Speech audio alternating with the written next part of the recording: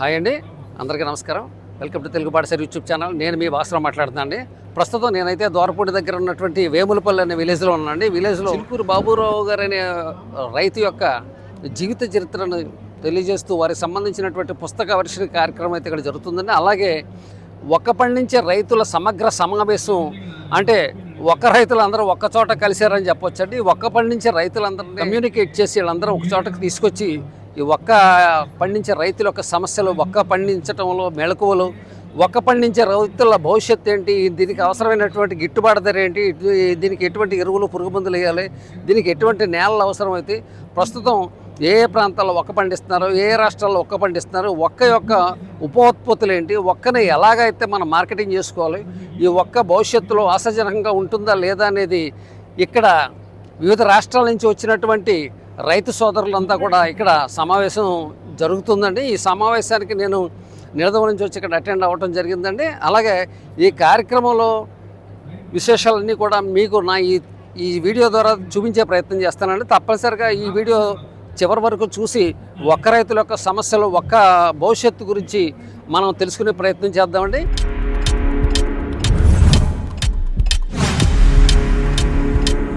ఇక్కడ ఈ ఒక్క రైతుల సమస్యల గురించి అభ్యుదయ రైతు, ఉత్తమ రైతు లాంటి ఎన్నో అవార్డులు పొందినటువంటి గోపాలకృష్ణ గారితో ఒకసారి మనం మాట్లాడి ఈ సమస్యలు, ఒక్క రైతుల సమస్యల గురించి మరోసారి వారి దగ్గర అడిగి తెలుసుకుందామండి. సార్ నమస్కారం అండి, గోపాలకృష్ణ గారు. కొంచెం ఇక్కడ ఈరోజు సమావేశం ఏర్పాటు చేయడానికి ముఖ్య కారణం ఏంటో కొంచెం తెలియజేస్తారా? నమస్కారం అండి. ఈరోజు 5వ తారీఖు జనవరి నెల 2026 సంవత్సరం ఇక్కడ డాక్టర్ బిఆర్ అంబేద్కర్ కోనసీమ జిల్లా ద్వారపూడి దగ్గర ఉన్న వేములపల్లిలో దొరయ్య చౌదరి గారి పొలంలో ఉదయం నుంచి మనకి ఒక్క రైతుల సదస్సు జరుగుతుంది. ఈ సదస్సులో అనేక రకాలైనటువంటి విషయాల్ని రైతులందరికీ తెలియజెప్పడం జరిగింది.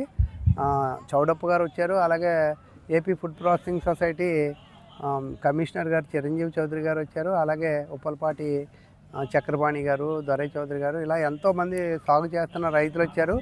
ముఖ్యంగా భారతదేశంలో ఒక్క అనేది ఈ రోజు ఉన్నటువంటి అన్ని పంటల్లో కంటే ఎక్కువ ఆదాయం, స్థిరమైన ఆదాయం, తక్కువ సమస్యలు ఉన్నటువంటి పంట ఇది.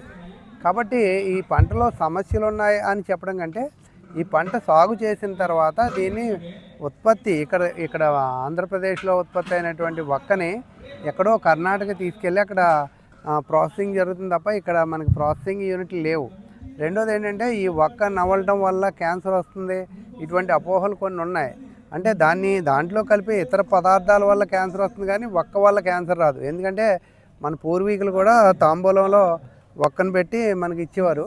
అది ఒక్క చెడ్డది కాదు, కానీ అందులో కలిపే అదర్ ఇంగ్రీడియంట్స్ ఏదైనా దాంట్లో నికోటిన్ కలపడం అటువంటి వాటి వల్ల దానివల్ల చెడ్డ జరుగుతుంది. ఆ విషయాన్ని మనం గమనించుకోవాలి. కాబట్టి ఒక్క సాగు తప్పు కాదు, ఒక్క సాగును వినియోగించుకునే విధానంలో మార్పులు రావాలి. అలాగే ఉప ఉత్పత్తులు ఈ ఒక్క నుంచి అదర్ డెరివేటివ్స్ వచ్చేలాగా ఇంకా పరిశోధనలు జరగాలి. తర్వాత రైతులు ఈ పంటను పండించినప్పుడు తీసుకోవాల్సిన జాగ్రత్తలు కానీ, వేసుకోవాల్సినటువంటి విధానాలు కానీ, సాగు విధానాలు కానీ అన్నీ ఈరోజు చాలా చక్కగా అన్నీ అందరికీ తెలిసేలా చెప్పారు. ఇక పాలసీ మ్యాటర్ గురించి అయితే ఇది మీటింగ్ కాదు, అది ప్రభుత్వం చేతుల్లో ఉంది. రాజకీయ నాయకులు అది దాని గురించి ఆలోచన చేయాలి. ఇంకా శాస్త్రవేత్తలు ఏంటంటే దీని ఫుడ్ ప్రాసెసింగ్లో ఏ రకంగా ఇంకా దీని అదర్ డెరివేటివ్స్ ఏమున్నాయి, ఒక్క నవల దానికైనా లేకపోతే ఇంకేదైనా అదర్ పర్పస్ ఉందా అనేది ఇంకా పరిశోధన జరగాలని కోరుకుంటున్నాను. ఆ దిశగా జరిగినట్లయితే ఒక్క సాగు భారతదేశంలో సుస్థిరంగా ఉంటుంది. తర్వాత ఇది పండించే రైతులు కూడా ఆదాయం వస్తుంది. మన అంతర పంటలో అంతస్తుల పంటల్లో భాగంగా ఈ పంట చాలా ఎత్తుగా ఎదగడం వల్ల, దీని కొనోపి చాలా చిన్నగా ఉండడం వల్ల, ఇతర పంటలకు అడ్డు లేకుండా ఉండడం వల్ల 9x9 స్పేసింగ్లో మనం వేసుకోవడం ద్వారా అనేక రకాలైన మంచి ఉన్నది. అలాగే ఈ ఒక్క సాగు చేసినప్పుడు దానికి లాంగ్ పెప్పర్ కనుక మనం సాగు చేసుకున్నట్లయితే అది కూడా మనకి అదనపు ఆదాయం వస్తుంది. కాబట్టి ఈ దిశగా రైతులు వారి ఫీల్డ్ కండిషన్స్కి అనుగుణంగా, వారికి ఉన్నటువంటి స్థలానికి అనుగుణంగా ఈ సాగును చేపట్టి ఉత్తమ ఫలితాలు పొందాలని కోరుకుంటున్నాను. ధన్యవాదాలు. భారత్ మాతకి జై. ఒక్క నిమిషం అండి, ఇది పామాయిల్ తోటలో వేయొచ్చండి ఒక్క? పామాయిల్ తోటలో కూడా వేసుకోవచ్చు. కొబ్బరిలో ఉన్నంత అనుకూలత పామాయిల్లో ఉండదు, కానీ పామాయిల్ తోటలో కూడా వేసుకోవచ్చు. కోకో తోటలో అండి? కోకో తోట, కొబ్బరి, కోకో ఉన్న దాంట్లో కూడా మనం దీన్ని కొన్ని మొక్కలు మనం ఒక్కని సాగు చేసుకోవచ్చు, అంటే స్వయంగా నేను నా చేలో కొబ్బరి కోకో దాంతోపాటు ఒక్క కూడా వేయటం జరిగింది. వేసుకోవచ్చండి. అది ఎలాగుందండి? స్పేసింగ్ కరెక్ట్గా చూసుకోవాలండి. మొక్కలకి నీడ అనేది ఎంత మేరకు అవసరమో లేకపోతే సన్లైట్ ఎంత కావాలి అనేది అది చూసుకుని మనం వెయ్యాలి. ఆ రకంగా వేసుకున్నట్లయితే ఇబ్బంది లేదండి. రైతులు ప్రధానంగా వేధిస్తున్న సమస్యలు ఏంటండి ఒక్క తోటలో? అంటే వాటి తెగుళ్ళు కానీ పురుగు కలుపు ఇలాంటివి ఏమైనా ఉన్నాయండి? ఇతర పంటలతో పోలిస్తే ఒక్క తోటలో వచ్చే సమస్యలు చాలా తక్కువ అండి. అయితే మనం కర్ణాటకలో కొన్ని ప్రాంతాల్లో మేము ఇటీవల కాలంలో పరిశీలన చేసినప్పుడు అక్కడ గ్యానోడెర్మా అనే డిసీజ్ వల్ల చెట్లు ఎక్కువ చనిపోయాయి. అలాగే కింద నెమటోడ్స్ ప్రభావం వల్ల కూడా చనిపోయాయి. అది మూడోది ఏంటంటే అదే పనిగా రసాయనిక ఎరువులు అధికంగా ఇవ్వడం వల్ల సాయిల్ హెల్త్ అనేది పాడైపోయి మొక్కలు పోషకాలు తీసుకోలేని స్థితికి వెళ్ళి అక్కడ మొక్కలు చనిపోవడం లేకపోతే తక్కువ కాపు రావడం జరిగాయి.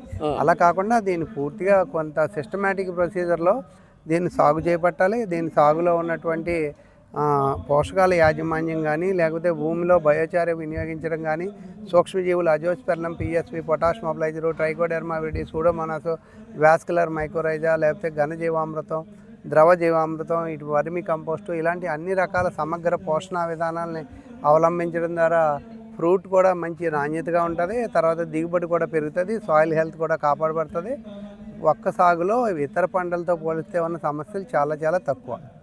ఇప్పుడు ఇక్కడ ఈ కార్యక్రమం ఏర్పాటు చేయడానికి గల ముఖ్య ఉద్దేశం అయితే చెప్పారు. అవునండి. ఈ కార్యక్రమానికి ఏ ప్రాంతాల నుంచి రైతులు అయితే వచ్చారండి? ఉభయ తెలుగు రాష్ట్రాల నుంచి కూడా రైతులు వచ్చారండి. అనంతపురం నుంచి కూడా ఇక్కడికి మడకతీర ఆ ప్రాంతం నుంచి కూడా ఉత్తమ రైతులు ఒక్కలో విశేషమైన అనుభవం ఉన్నటువంటి అనేక మంది రైతులు ఇచ్చేశారు. వేలాది మంది రైతులు ఇచ్చేశారు. ఉదయం నుంచి సాయంత్రం వరకు ఇంకా సమావేశం జరుగుతూనే ఉంది. ఇంకా దాన్ని ఇంకా ఎదురుగా ఎలా తీసుకెళ్ళాలి అనే విషయం మీద చర్చ జరుగుతుంది ఇప్పుడు. కాబట్టి ఇది మంచి ఫలితాలను ఇవ్వాలని, ఆ దిశగా సత్ఫలితాలు రావాలని కోరుకుంటున్నాను. ఓకే అండి, చూసారా ఈ కార్యక్రమం ఏర్పాటు చేయడానికి గల ముఖ్య కారణం. ఈ కార్యక్రమానికి అనేక ప్రాంతాల నుంచి, తెలంగాణ నుంచి, రాయలసీమ నుంచి, కర్ణాటక నుంచి, తమిళనాడు నుంచి, కేరళ నుంచి కూడా అయితే కొంతమంది ప్రతినిధులు అయితే హాజరవడం జరిగిందండి. ఈ కార్యక్రమం ఇంకా కొనసాగుతుందండి. ఈ కార్యక్రమంలో తీసుకున్నటువంటి నిర్ణయాలు ఇవన్నీ కూడా మీకు తెలియజేయడం జరుగుతుందండి. ఫాలో అవుదాం రండి.